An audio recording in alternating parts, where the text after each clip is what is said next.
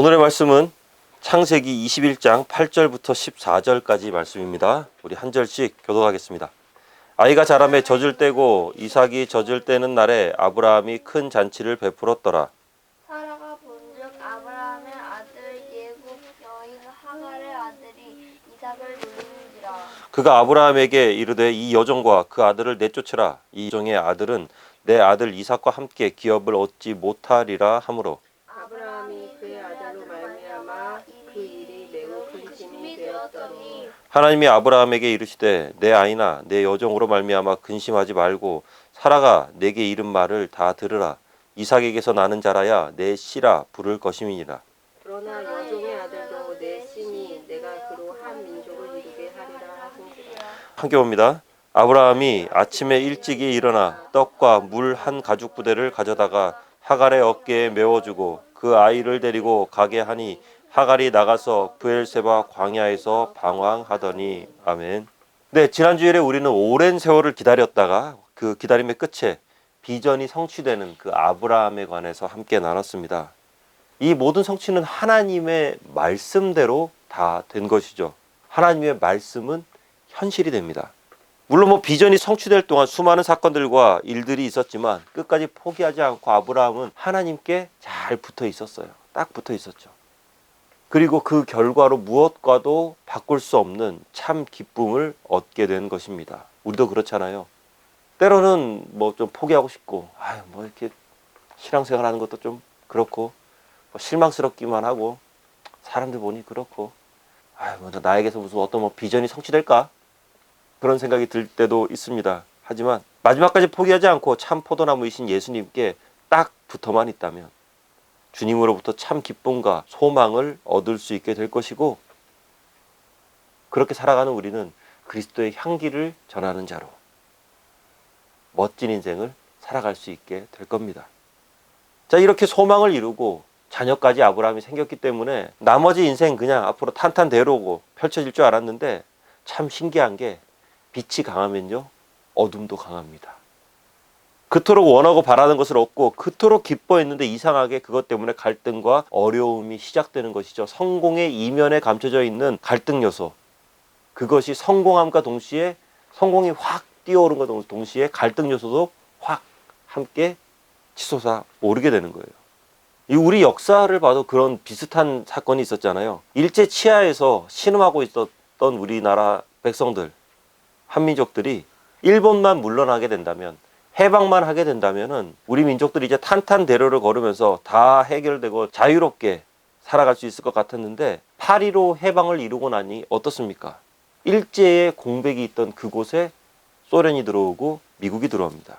그래서 나라를 둘로 쪼개버리고 이데올로기로 인한 첨예한 대립만 이 한반도에 남게 되었죠. 그리고 그 결과로 사상자 150만이라는 엄청난 동족 상잔의 비극이 8.15 해방 이후에 일어나게 된 것입니다.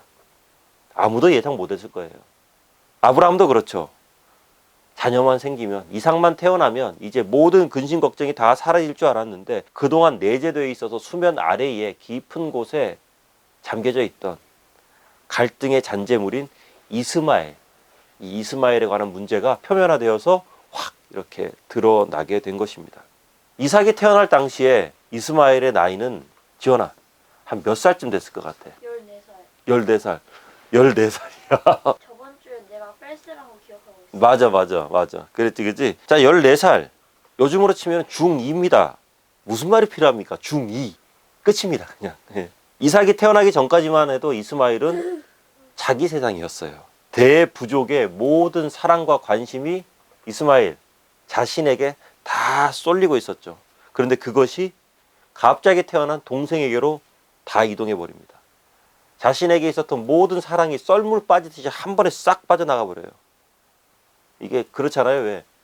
원래 못 살면 그냥 못 살게 되는데, 잘 살다가 못 살게 되면 굉장히 힘들거든요. 인기가 있다가 갑자기 관심 밖으로 밀려나게 되면 더 처참해져요. 그러니까 이 중2병 걸린 이스마엘이 이삭을 향해서 분노와 질투심을 가지는 것은 굉장히 당연한 일이죠. 이런 상황에서 드디어 사단이 납니다. 우리 함께 8절 한번 읽어볼게요. 아이가 자라매 젖을 떼고 이삭이 젖을 떼는 날에 아브라함이 큰 잔치를 베풀었더라. 젖을 뗀다라고 했을 때 젖을 뗀다 하면 2돌 정도 아마 되지 않았을까. 그거보다 뭐 조금 더 오래 됐을 수도 있고요. 젖을 먹인다는 것은 아직 아기이기 때문에 한 개체로 인정받지 못하는 그러한 시기입니다. 하지만 젖을 떼고 밥을 먹는다는 것은 이제 한 사람으로서 서게 된다는 것이고, 이런 유대적 관점을 가지고 아브라함은 굉장히 큰 성대한 잔치를 벌였을 거예요. 그 지역 최고의 유지잖아요, 아브라함이. 그런 아브라함이 아들을 위해서 잔치를 베풀었으니 뭐 아마 그 규모는 어마어마했을 겁니다. 하나님께 감사하는 이 유대판 돌잔치에 그런데 큰일이 벌어집니다. 우리 9절 10절 함께 읽어볼게요. 사라가 본즉 아브라함의 아들 애굽 여인 사갈의 아들이 이삭을 놀리는지라. 그가 아브라함에게 이르되 이 여종과 그 아들을 내쫓으라. 이 종의 아들은 내 아들 이삭과 함께 기업을 얻지 못하리라 하므로. 아멘. 이삭이 태어날 때 14살 정도인 이스마엘이었으니까 지금은 한 16에서 17살 정도.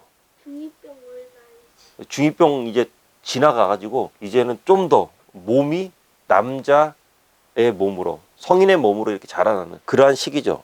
그러니까 이런 건장한 청소년이 이제 3살 된 아기를 놀렸다.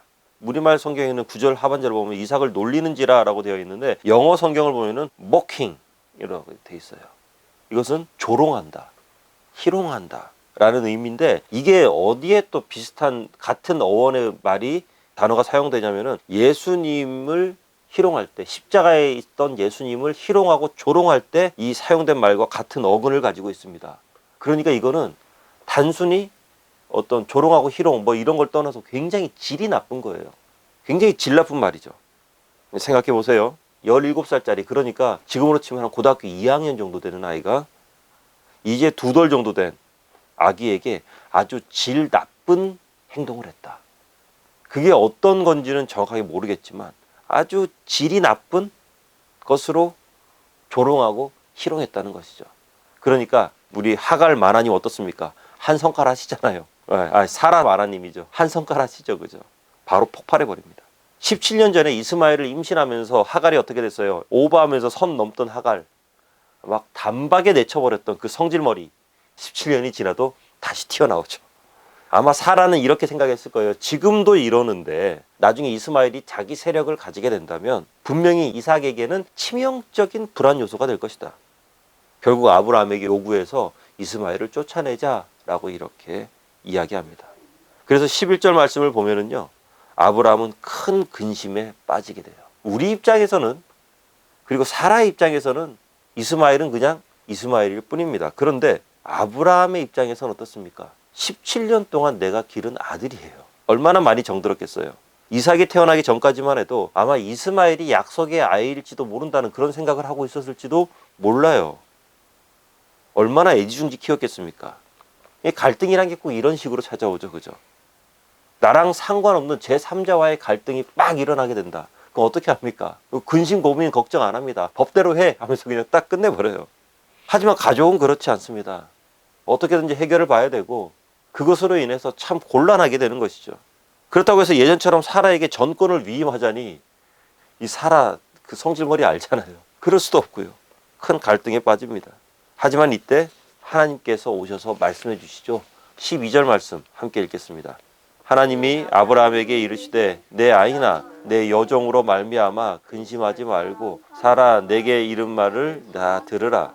이삭에게서 나는 자라야 내 씨라 부를 것임이니라. 아멘. 하나님의 첫 마디가요, 너의 아이나 내 여종으로 말미암아 근심하지 말아라. 하나님 굉장히 좋은 분입니다. 아브라함의 잘못에 관해서, 지난 과거의 잘못에 관해서 따지지 않아요. 아마 저 같으면 좀 그랬을 것 같아요. 야, 브라마, 그거 봐라. 너 옛날에 그 내가 시키지도 않은 짓 해가지고 지금 지금 이게 뭔 난리냐 이게. 으이그 하면서 한마디 하고 이렇게 시작했을 것 같은데 하나님은 그러지 않으십니다. 모든 것을 다 알고 계시지만 아브라함이 괴로워하고 있을 때 하나님은 찾아오셔서 위로를 해주시죠. 우리도 마찬가지예요. 우리의 부끄러운 모습, 연약한 모습 때문에 하나님께 혼날 것 같지만 그러지 않습니다.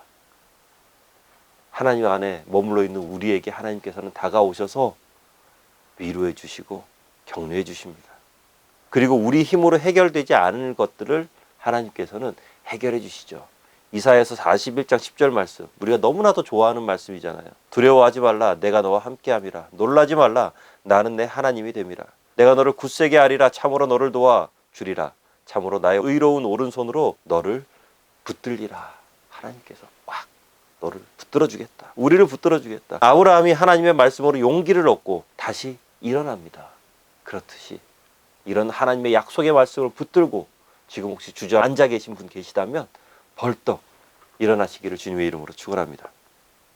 자, 이렇게 하나님께서는 과거를 꾸짖고 혼내지 않으시고, 하지만 해결책을 주실 때는요 단호합니다.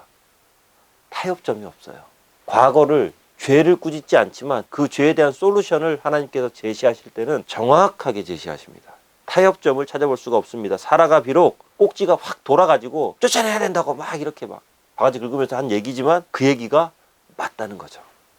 이스마엘이 미워서가 아니라 이삭의 상속권을 지키기 위해서 이스마엘을 쫓아내야 된다. 내쳐야 된다.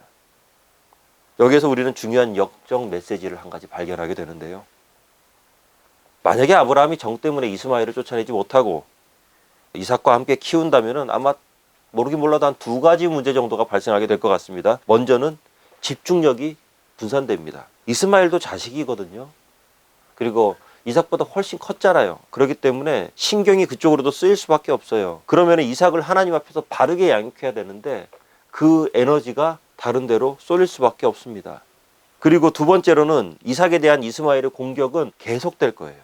갈등의 불씨를 안고 살아가야 되는 것이죠. 그렇기 때문에 이스마엘이 미워서가 아니라 하나님의 약속의 씨앗인 이삭을 지키기 위해서 둘을 갈라서게 하는 것입니다. 아무튼 사람 착한 아브라함이 이스마엘을 떼어 보내는 것이 쉽지만은 않았을 것입니다. 하지만 여기에서 아브라함의 큰 강점이 하나가 나타나요.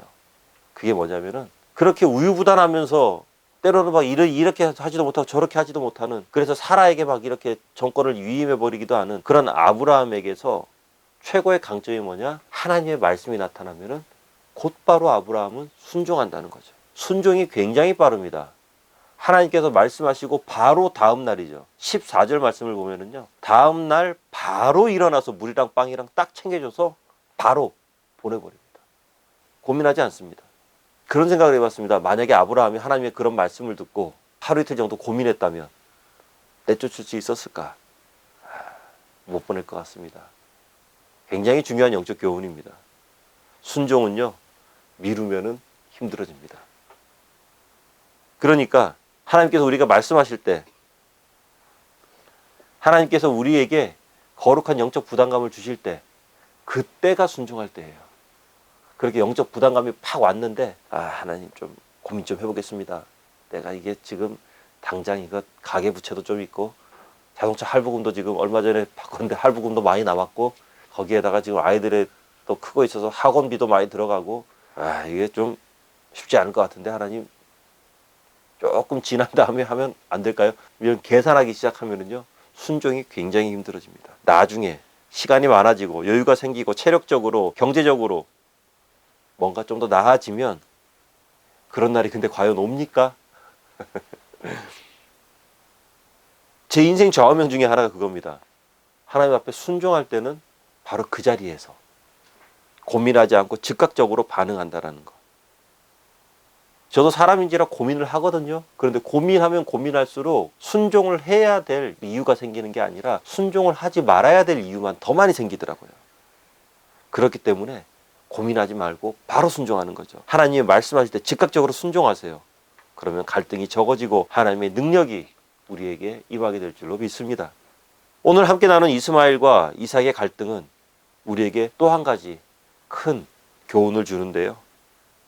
그것은 바로 우리 크리스찬 안에서 벌어지는 영적 갈등을 어떻게 처리해야만 하는가에 관한 것입니다. 특별히 사도 바울은요, 이삭과 이스마엘의 갈등을 통해서 우리 크리스찬 안에서 벌어지는 영적인 갈등을 설명하고 있는데요. 갈라디아서 4장 22절부터 23절까지 말씀입니다. 기록된 바 아브라함에게 두 아들이 있으니 하나는 여종에게서 하나는 자유 있는 여자에게서 낳다 하였으며 여종에게서는 육체를 따라 낳고 자유 있는 여자에게서는 약속으로 말미암았느니라. 영과 육은 항상 이 긴장과 충돌 관계에 있다라는 것. 그래서 다음 구절을 보면은 이 설명이 나옵니다. 4장 28절 29절인데요. 형제들아 너희는 이삭과 같이 약속의 자녀라. 그러나 그때 육체를 따라 난 자가 성령을 따라 난 자를 박해한 것 같이 이제도 그러하도다. 우리 안에 이 두 가지 모습이 있습니다. 옛사람, 육체에게서 난 사람과 새사람, 성령을 통해 거듭난 이 두 가지가 충돌 관계예요. 싸움을 거는 쪽은 육체에 관한 것이죠. 옛사람이죠. 이스마엘이거든요. 호전적이고 포악하죠. 그리고 시기와 질투가 가득합니다. 영으로 난 자들을 공격하고 핍박합니다. 이스마엘이 이삭을 박해하듯이 육도 영을 박해합니다. 그리고 이스마엘이 이삭에 비해서 훨씬 크고 힘이 강하듯이 우리 안에 있는 육체의 소욕들은 하나님을 사랑하고 하나님을 열망하고자 하는 그런 선하고 아름다운 마음보다 더 크고 사나워요. 그렇기 때문에 예수님 없이는 승리할 수 없다. 아닌데 나는 잘할 수 있을 것 같은데 그런 생각이 들면 벌써 먹혀 들어가고 있는 거거든요. 갈라디아서 5장 17절 말씀입니다. 육체의 소욕은 성령을 거스르고 성령은 육체를 거스르나니 이 둘이 서로 대적함으로 너희가 원하는 것을 하지 못하게 하려 함이라. 그리고 이 말씀이 뭐냐면 이런 갈등 관계에 있다라는 것 자체가 이미 하나님의 은혜와는 멀어지도록 만들어버린다. 사단은 갈등을 계속적으로 이어가고 심화시키기를 원합니다. 갈등을 지속시켜요. 육과 영의 갈등에 우리가 에너지를 쏟게 만들죠. 결과적으로 하나님께서 우리로 하여금 얻기를 원하는 그런 비전과 사명에 우리의 에너지를 쏟지 못하도록 만듭니다. 계속 내 안에 있는 그 갈등, 내 안에 있는 영적 전쟁, 영적 싸움에만 계속 매달리다 그것에 소진되어서 비전으로 나가지 못하는 거죠. 그러니까 구원은 받았는데 구원의 기쁨이 없어요. 경건의 모습이 있는데 경건의 능력이 없는 것. 교회는 다니지만 하나님과 친하지 않아요. 예수님과 친하지 않아요. 이런 무기력한 크리스천의 삶을 박차고 나오기 위해서는 우리 안에 있는 이스마엘을 쫓아내야 됩니다. 이스마엘을 완전히 쫓아내야 돼요. 그래서 이삭만 선택해야 돼요. 로마서 8장 7절 말씀을 보면은 육신의 생각은 하나님과 원수가 된다. 그런데 그놈의 정 때문에 오래된 습관 때문에 우리는 이 이스마엘을 쫓아내지 못하고 함께 이렇게 가게 되는 거죠. 예수 믿고 성령 체험하고 하나님의 자녀가 되었음에도 불구하고 죄의 본성을 버리지 못하고요. 안고 가는 거예요. 죄의 자리에 나도 모르게 발걸음을 옮기는 것이죠. 세상 것들이 더 크고 좋아 보이는 거예요. 아름다워 보이는 거예요. 세상에서 성공한 사람들 보면 굉장히 똑똑하고 스마트해 보이는 것이죠. 그렇게 하면서 교회에서 하는 모든 활동과 모임은 다 하찮아 보이고 세상 것들이 훨씬 더 가치 있어 보이는, 영적 회색지대에 머물면서 어정쩡한 모습으로 살아갑니다. 이도 저도 아닌. 그런데 그것이 그래 오래 가지는 못합니다. 이 제사장의 뜰에서 종들과 함께 불쬐고 있던 베드로, 이 베드로를 향해서 예수냐 아니냐에 대한 선택을 강요했듯이 세상은 우리의 신앙과 믿음의 결단을 분명히 요구할 때가 옵니다. 능력 있는 크리스천의 삶을 살아가기를 원한다면 떼기 힘든 정들 다 떼야만 합니다. 정든 이스마엘, 17년 동안 나와 함께 지냈던 이스마엘이지만 우리 삶의 영적인 불안 요소가 될 만한 것들이 있다면 단호하게 잘라내야 된다는 것이죠.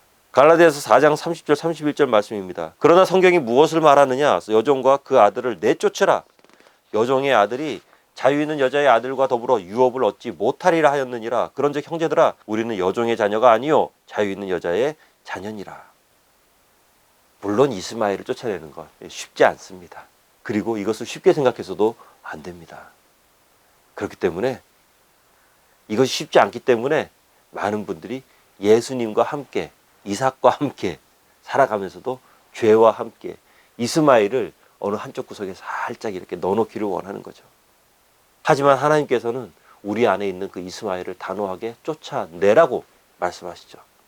정 때문에 내치지 못하는 이스마엘을 내보내라. 이른 아침에 옷가지와 먹을 것 주면서 내쫓는 아브라함의 마음 어땠겠습니까? 힘들죠, 괴롭죠. 할 수만 있다면 하기 싫었을 거예요. 안 하고 싶었을 겁니다. 사랑하는 성도 여러분, 지금 여러분과 제 안에 쫓아내야만 되는 이스마엘이 있습니다. 각자 다 다르지만 분명히 있습니다. 어떤 분들은 이 선악의 분별이 아니라 적당한 회색지대에 걸쳐서 세상과 하나님 사이에서 왔다 갔다 하는, 어떤 분들은 또 친한 친구가 이스마엘일 수도 있습니다. 또 어떤 분들은요, 놀랍게도 건전한 취미생활이 이스마엘이 될 수도 있습니다. 물론 뭐 다 그렇다는 건 아니지만, 어떤 장로님께서 우표 수집을 굉장히 좋아하는 장로님이 계시는데 어느 날 우표 한 장이 없어지니까 아무리 찾아봐도 그 우표가 없는 거예요. 눈물 지으면서 속상해하면서 괴로워합니다. 야, 이거 도대체 어디 가는 거냐. 그것 때문에 막 짜증이 막 치밀어 오르는 거예요. 어쩔 줄을 몰라요. 그런데 그 모습을 뒤에서 보던 아내 권사님께서 한 소리 했다고 합니다. 당신은 구역 안에 잃어버린 영혼들을 향해서는 눈물 한 방울 안 흘리더니 우표 한 장 때문에 그렇게 슬퍼합니까? 우표 한 장 때문에 이렇게 온 가족을 다 힘들게 만듭니까? 그 순간 하나님의 꾸지람이라고 생각한 이 장로님은요, 취미생활의 범주를 이미 벗어나 버린 이 우표 모으기를 그 순간부터 중단합니다. 하나님 앞에 회개하고 그 우표들을요, 회개하면서 이거는 그냥 저기 장롱 깊은 곳에 놔둬야지. 아니에요. 다 나눠줘 버렸다 그래요. 주변 사람들에게. 그러면서 나에게서 떼버렸다고 합니다. 그러면서 잃어버린 영혼들을 향한 하나님의 마음에 관해서 장로님께서 깨달았다고 하시더라고요. 제가 조금 더 일찍 알았다면 가서 우표 좀 이렇게 얻어오면 그 돈이 얼마짜리입니까? 자, 말씀을 마칩니다. 사랑하는 성도 여러분, 이것은요, 선악 간의 문제가 아닙니다. 회색지대를 살아가는 것. 하지만 이삭과 이스마엘을 함께 데리고 산다면, 이것이 함께 간다면 우리는 결코 능력 있는 삶을 살아갈 수가 없습니다. 그런데 만약에 우리가 또 이스마엘을 떼어놓으려고 하잖아요. 그러면 우리 안에 이스마엘이 무섭게 날뛰기 시작합니다. 난리를 내요. 신대원 다닐 때 보면은 보통 신대원 1, 2학년 때 거의 대부분의 전도사님들이 보면은 많은 일들을 참 겪더라고요. 갑자기 없었던 가정 문제가 막 튀어오릅니다, 그때. 그래서 막 고민하고 있어요. 과거에 있었던 일이라서 다 잊고 살았던 내 과거의 잘못들이 갑자기 막 튀어나옵니다. 발목을 잡습니다. 그리고 주변에 좋았던 여러 가지 일들이 갑자기 막 안 되기 시작하는, 그래서 큰 어려움에 빠지게 되는 그런 분들도 종종 만납니다. 이렇죠. 왜? 내가 주님의 길을 걷겠다는데 비단 꽃길은 아니더라도 우리 인생이 평타는 쳐야 되는 건 아닌가. 그런데 갑자기 평타가 아니라 낭떠러지에 떨어지는 것 같아요. 가시밭길이 돼버리는 거죠. 이것은요, 하나님의 축복이 막히거나 하나님께서 그런 신대원에서 열심히 주의 길을 걷겠다라고 나아가고 있는 그런 전도사님들을 방치해서 그런 것이 아니라 우리 안에 있는 죄된 속성들과 삶의 체질들이 바뀌면서 일어나는 자연스러운 현상인 것이죠. 세상의 죄와 어두움이 아무렇지도 않게 우리 안에 이렇게 살아가고 있는데 갑자기 성령의 빛이 확 들어오면서 내 안에 숨어져 있던 온갖 죄악된 속성들과 어둠의 것들을 막 드러내니까 견디지 못하는 거예요. 그러니까 사단이 그렇게 하지 못하도록 성령을 차단하고 갈등을 계속 일으키도록 주변을 자꾸 들쑤시는 것이죠. 자연스러운 현상이죠. 저도 그랬고 수많은 목회자분들이 그런 시기들을 겪어서 지나갔고 수많은 믿음의 선배들이 그런 시기들을 다 겪었습니다. 이스마엘을 쫓아내야 되는 시기, 영적 체질이 변화되고 우리 안에 죄들이 쫓겨나기 싫어서 발악을 하고 있다는 반증이에요. 우리의 삶이 괴로워진다는 것. 세상과 하나님 사이에 양다리 걸치고 살아가다가 진짜 크리스천으로서 회색지대를 확 걷어내고 빛의 광장으로만 걸어가기 위한 준비 단계는 결코 쉽지 않을 것입니다. 그렇기 때문에 예수님 안에 딱 붙어 있어야 돼요. 참 포도나무이신, 참 생명나무이신 그 예수님께 딱 붙어 있고 성령의 능력을 의지하며 하나님의 자녀다운 그런 삶을 오늘 하루도, 이번 한 주간도 살아가시기 바랍니다. 결단하고 영적 이스마엘을 다 쫓아내시기를 주의 이름으로 축원합니다. 기도하겠습니다. 하나님, 우리 안에는 못난 자아들 그리고 잘못된 부분들이 있습니다. 그런데 너무 오랫동안 그러한 것들과 함께 살아가다 보니 순식간에 내쳐버리고 무자듯이 잘라버리는 것이 쉽지 않은 것 같습니다. 하지만 하나님께서 원치 않으시는 거라면, 하나님께서 내쫓기를 원하시는 거라면 주님, 우리가 그 나쁜 하나님 안에서 참될 삶을 살아가는데, 하나님의 능력 있는 자녀다운 삶을 살아가는데 방해가 되는 불안 요소를 제하도록 하여 주시옵소서. 영적 이스마엘을 우리 삶 가운데서 제할 수 있는 힘과 용기를 허락하여 주시옵소서. 그래서 이 땅을 살아가면서 능력 있는 크리스천으로서, 힘 있는 크리스천으로서, 그리고 영향력 있는 크리스천으로서 살아가도록 하여 주시옵소서. 예수님 이름으로 기도합나이다. 아멘.